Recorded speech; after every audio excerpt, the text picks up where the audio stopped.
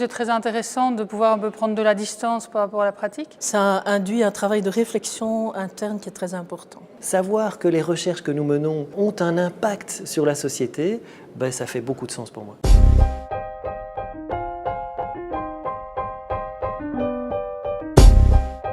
Le projet de la chaire Labo RH, c'est de rapprocher les entreprises de l'université.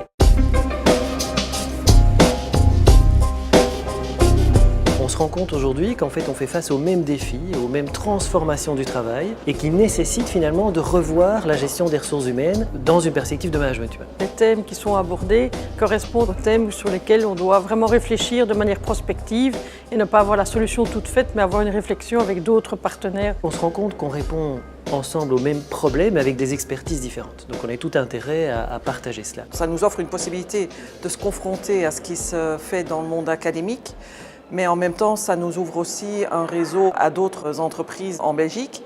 Et donc, pour nos collaborateurs, ça leur permet de s'ouvrir à l'extérieur. On apprécie aussi le contact avec les autres firmes, l'échange d'idées. On est toujours à la recherche de pratiques en ressources humaines qui sont validées scientifiquement.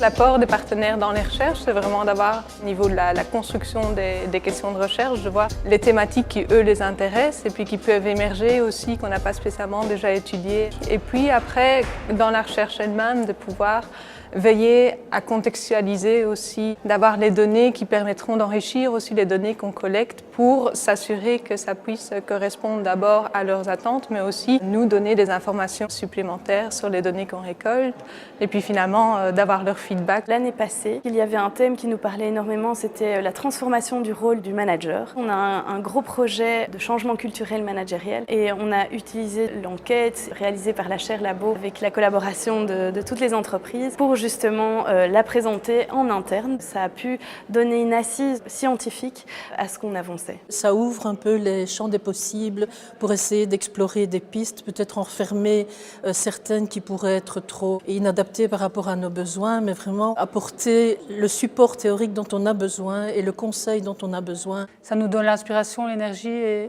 à la fois le recul, mais en même temps un type de rapprochement entre la théorie et la pratique. Il y a à la fois des activités de recherche où, partant des thématiques qui sont des enjeux concrets pour les organisations partenaires de la chaire, on développe toute une méthodologie pour trouver des réponses, qui sont des réponses scientifiques.